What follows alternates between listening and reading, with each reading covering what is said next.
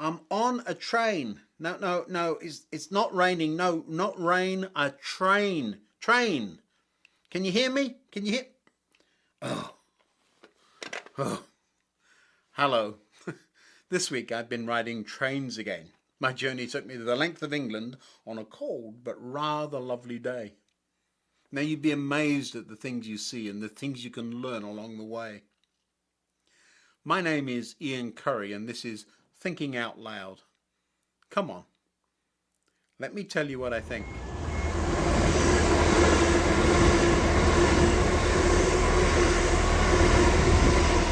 Unexpectedly this week I found myself back in England riding another train on the way to visit family.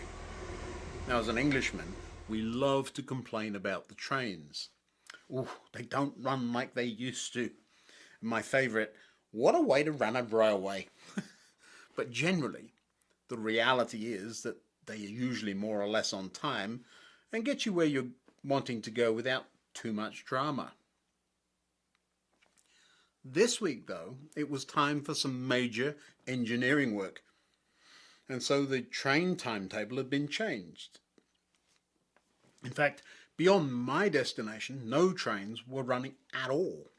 If you wanted to go further, you'd have to ride a bus around the lengthy gap in the tracks. On the journey, I watched how people around me were trying to communicate with people meeting them, and they were trying to let them know they were going to be late. In one way, it was funny listening to them. I'm on a train. No, no, wait, we're going into a tunnel. Hello, hello, can you hear me? I'll be 20 minutes late. No, no, I'm not taking you on a date. I'll be late. No, I'm not going back to work. They're working on the track. Funny as it was listening to so many trying to make last minute arrangements with such poor phone connections, I could also hear the frustration in people's voices.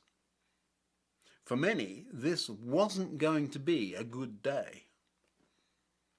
Eventually, one flustered passenger turned to me and asked, "How are you so calm? Don't you realise the train isn't going beyond Carlisle?" "Neither am I," was my reply, but I don't think it helped. I really was trying not to be smug, but I checked the service, knew about the engineering work, and had connected to the very good free onboard Wi-Fi service, enabling me to calmly communicate with my family without the stress of a poor cell phone service.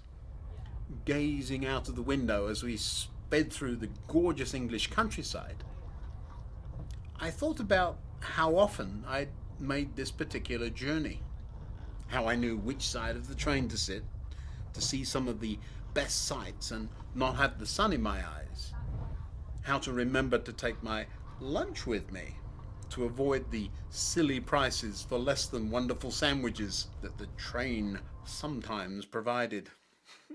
I was generally having a lovely journey instead of a stressful afternoon. Knowing where I was going and having planned ahead, I was one of the few not having a really bad day. Isn't it interesting how people doing exactly the same thing can have two totally different experiences?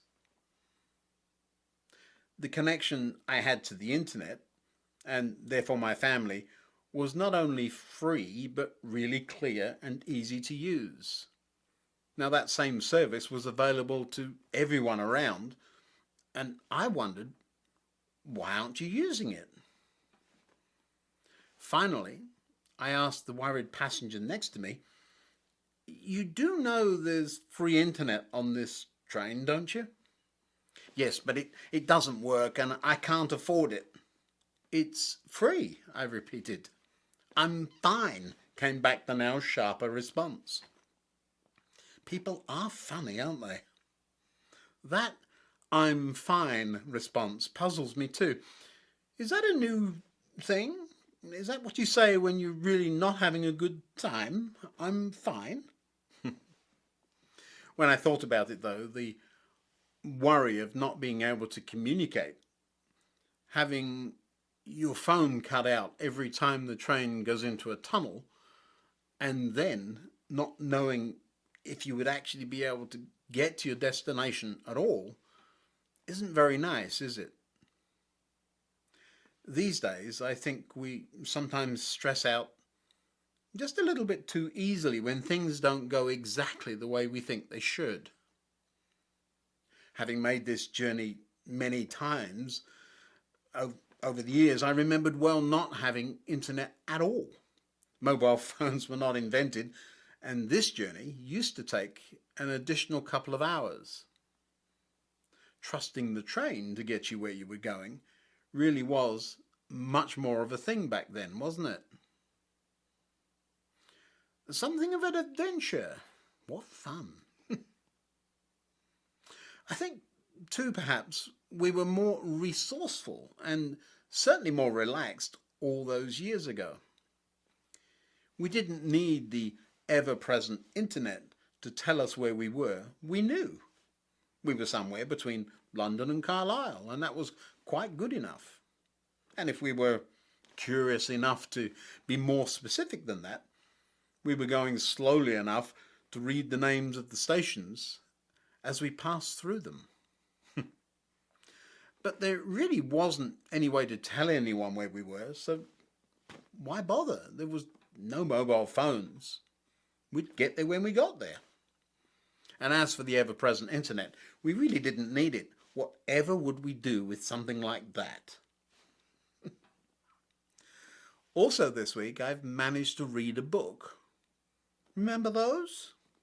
Yes, a whole book. That too brought back memories of lugging several books around with me every time I travelled. These days I do that using my Kindle. I'm not completely stuck in the dark ages, but nevertheless, a book was read. Changes are inevitable, but as I sat there, either gazing out of the window or reading a page or two of my book, I wondered about those connections and why they've become so very much more important to us. Having that comfort of a travelling companion or that all-important cell service is a bit like the reliance I have on God always being there, I suppose. I must say I'm very glad connection to God doesn't go away every time we go into a tunnel. Tunnels are exactly when we need Him. That absolutely reliable connection is nothing new. Paul wrote a review of the connection for us. I am confident that nothing can separate us from God's love, neither death or life, neither angels nor demons, neither our fears for today nor our worries about tomorrow. Not even the powers of hell can separate us from God's love. The ultimate good connection. Reviews are great, aren't they?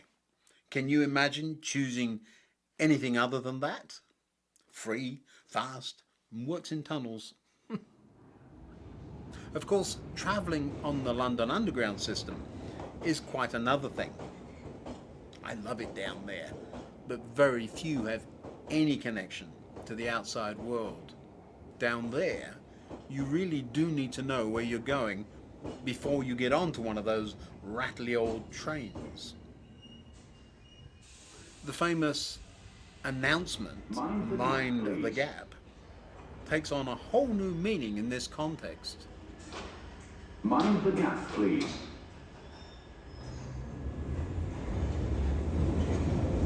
Mind the gap, please. Mind the gap, please.